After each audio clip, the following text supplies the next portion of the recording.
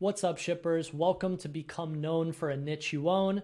This is a course completely dedicated to category creation. Now, if you've gone through Ship 30, you've been writing online for a long time, or maybe you're just getting started and you keep saying to yourself, I don't know what my niche is. I don't know how to create a category of my own. I don't know how to differentiate myself from other people.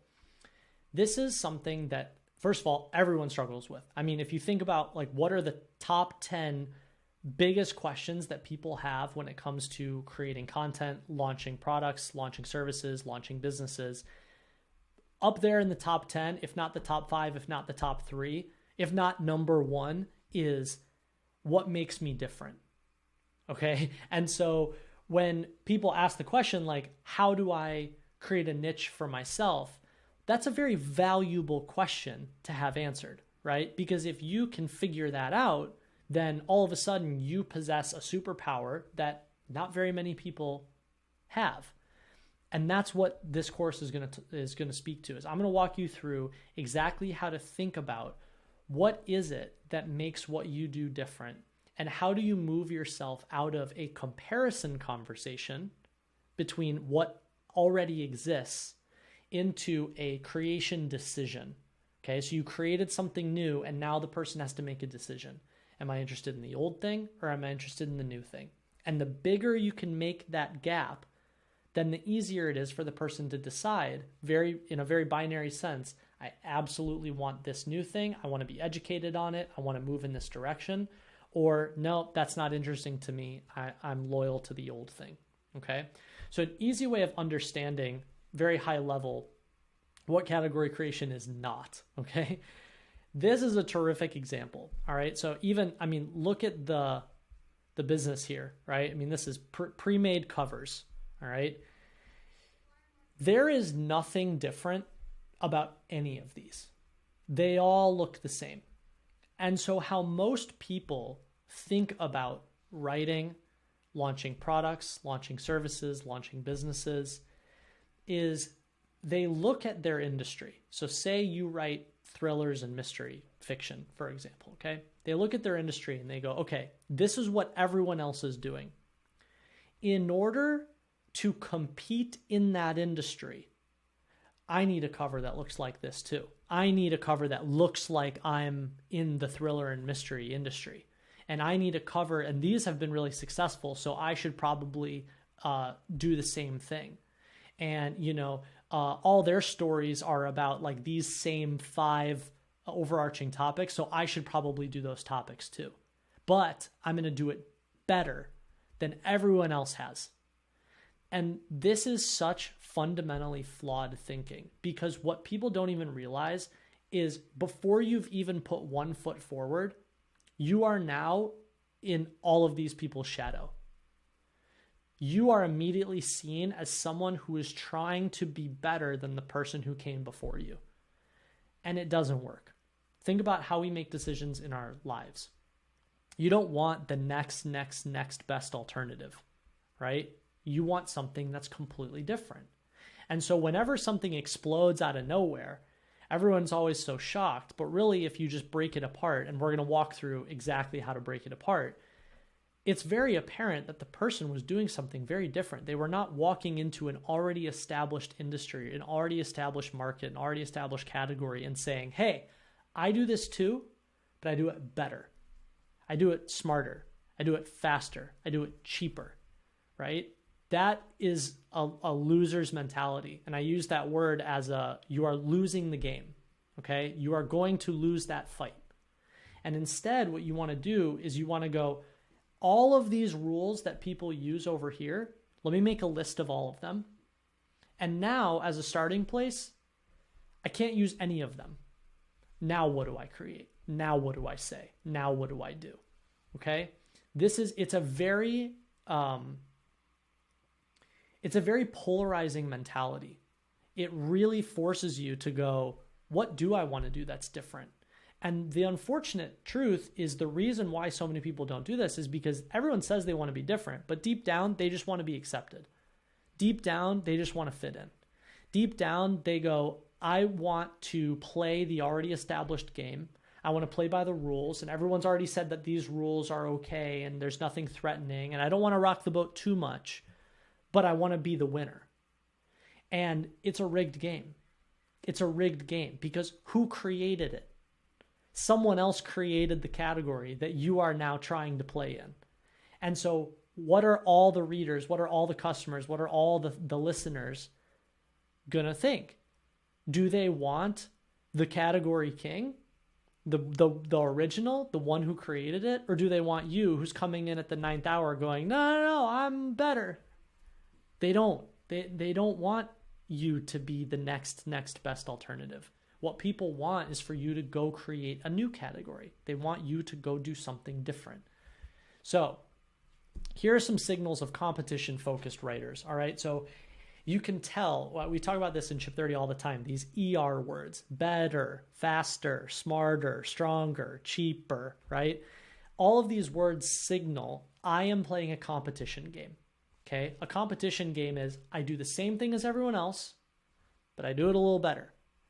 And that is, again, it's a loser's game. That's how you lose. You are like guaranteed, like that is the fastest path to a race to the bottom. Okay. And that it's not going to ever lead to massive exponential growth for you. Okay. So here, what this means is my identity is in comparison to someone else. The only way that you understand me is if you understand the thing that I am comparing myself to. So as an example, right, who's the category king of soda? Everyone knows it's Coke. And there's one very specific thing that happens. Coke says, we are Coke. We are cola. We created it. We are cola. Pepsi goes, we're sweeter than Coke. And this is like the biggest, it is so simple, but it is so blindingly apparent once you see it. This is the perfect example of which one do you want to be? Do you want to be Coke or do you want to be Pepsi?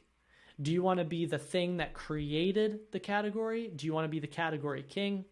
Or do you want to be the one who's always lagging behind, trying to chase the category king up the hill going, no, I'm better, I'm sweeter, I'm cheaper, I'm faster, I'm smarter, right?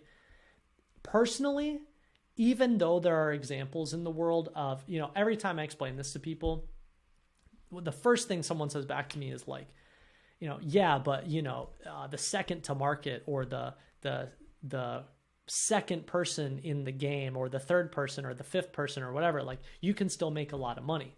Okay, sure, fine. But your entire North Star in life is, I don't want to be different. Just acknowledge that. You don't actually want to be different. You just want to be a copycat. And at some point, right, someone else is going to come along and change the game.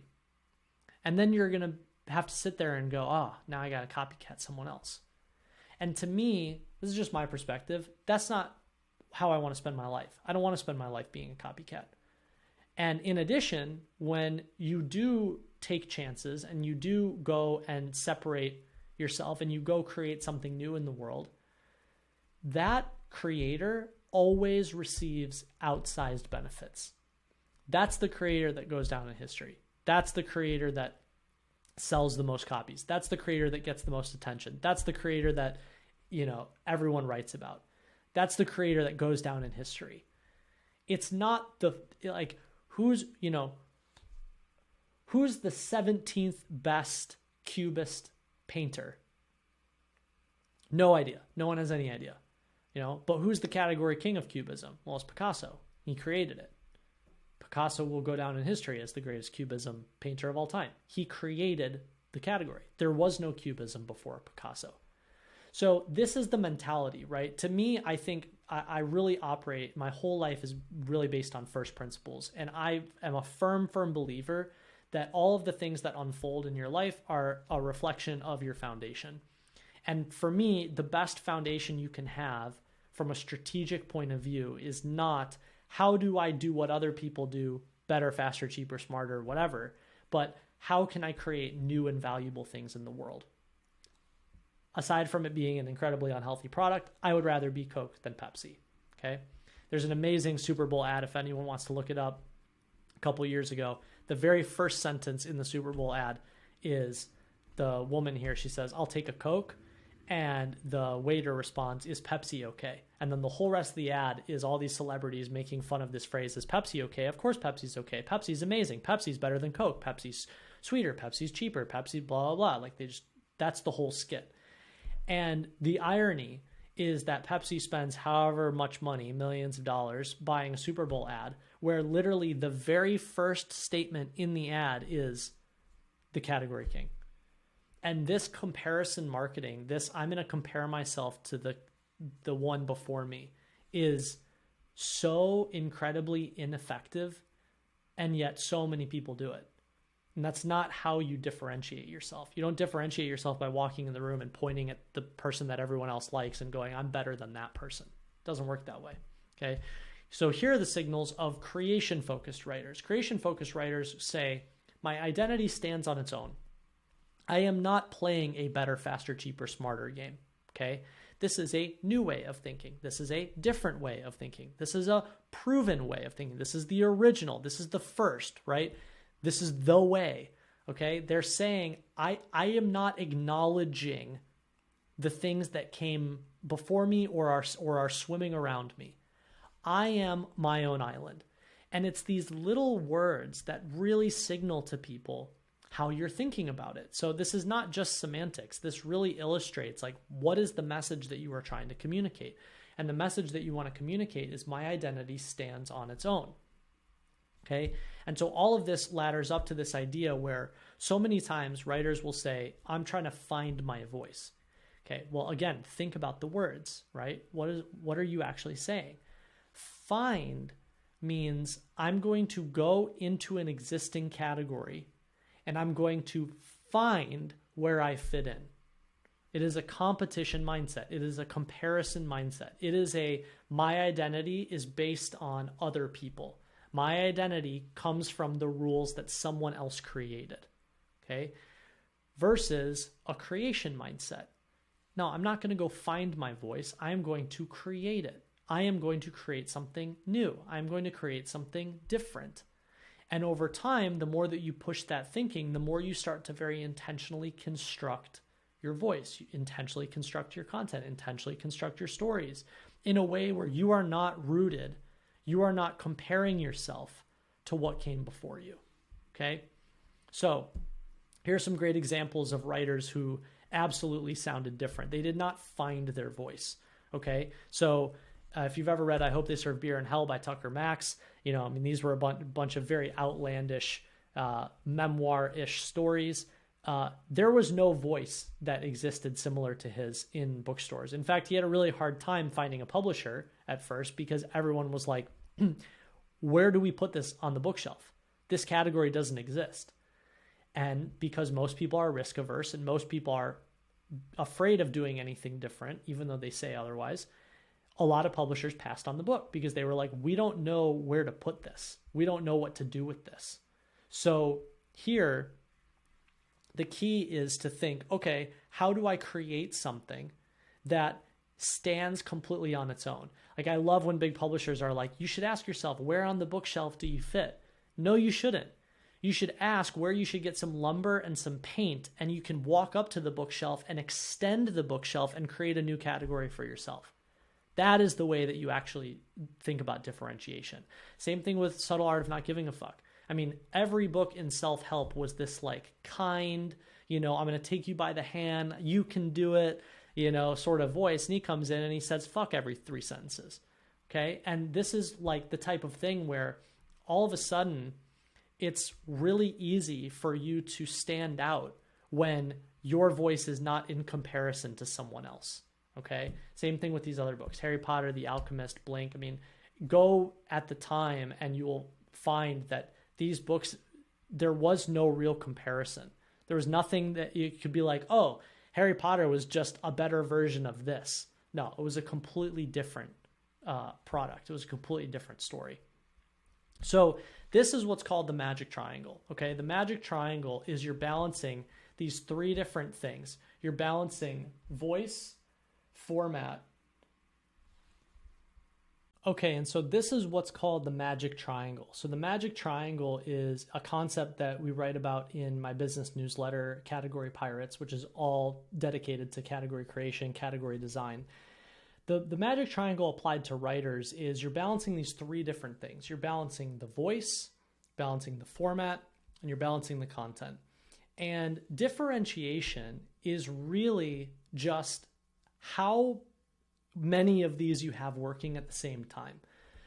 If you listen to how people talk about, writing that explodes out of nowhere, or books that become bestsellers, or products that just go viral on the internet, a lot of times people misunderstand what's happening. They'll just say, oh, that was a really clever title. That's why the book sold 8 million copies. Or, they had a really cool voice, and they'd use these words like cool or clever almost just as catch-alls for, I don't really know why it was seen as different, but it just was different, and so it succeeded. And my goal here is I really want to show you how each one of these sides of the magic triangle works. And sometimes writers will only differentiate based on voice. They're not really saying anything new in the content. They're not really doing anything new or different with the formatting, but the voice is super different. And as a result, they stand out, okay? Same thing with format. The voice is very common, status quo to the overarching category.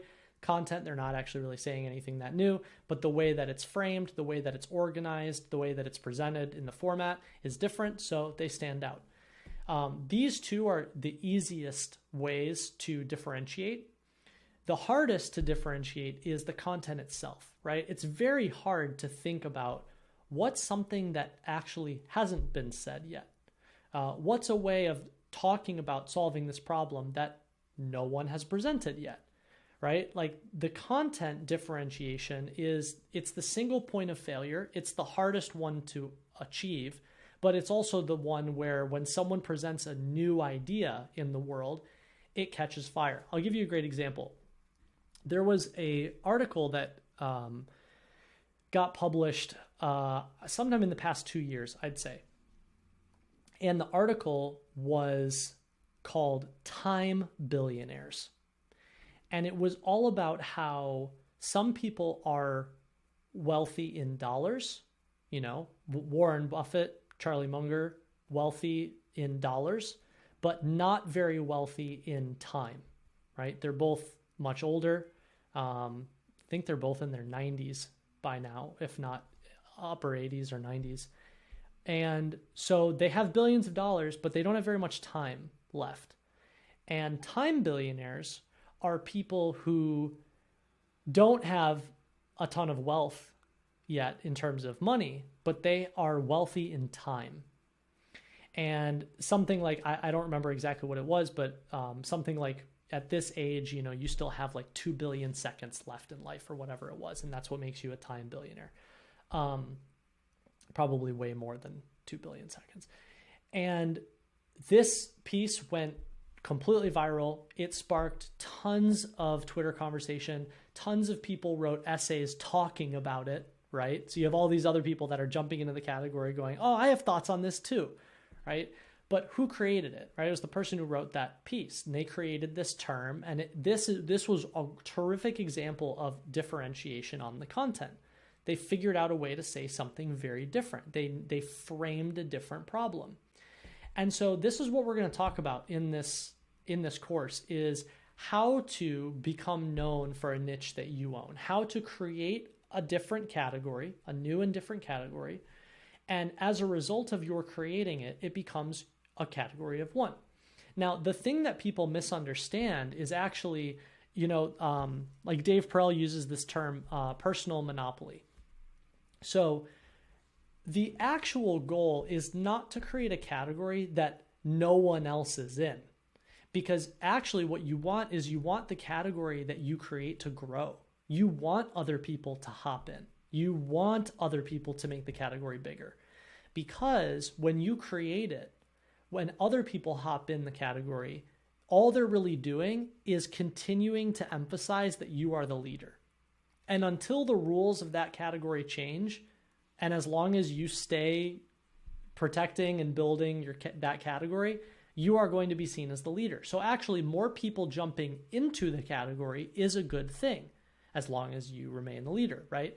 So the phrase personal monopoly, I think it's an amazing phrase, and it can be helpful for some people as a starting point. But the goal is not to go, I am the king of this super hyper specific niche that is only different because it's like my 3 weird personality traits all mixed together. That's not what we're talking about here.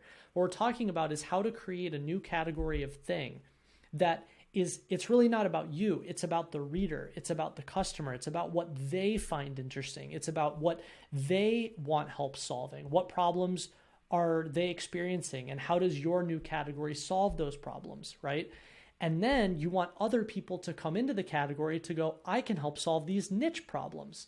And then all of a sudden, then the category gets bigger and new niches are created within this category. All right. So this is a very advanced way of thinking about true differentiation. This is not I just need to come up with a clever tagline and wha-bam, I'm different. That's not what we're talking about here. So as a writer, what we're going to go through is these 3 forms of category differentiation. You can differentiate on the voice, you can differentiate on the format, and you can differentiate on the content. The goal is to then not just differentiate with one of these, but 2 of these, or even all 3 of these. And you know that you've successfully created a different category for yourself when you have differentiated on all 3 sides of the magic triangle. And then finally, at the end, we're going to walk through, it's this overarching point of view of wherever you land, whatever category you go, okay, I've differentiated in these ways. Now you need to put it in a box. You need to make it easy for people to understand, to take with them, and to pass along to the next person. And the way that you do that is you frame the problem, you name the solution, and then you claim the category that it is. And the more that you do that, and the more that you reinforce that for yourself, the more you will become known for a niche you own.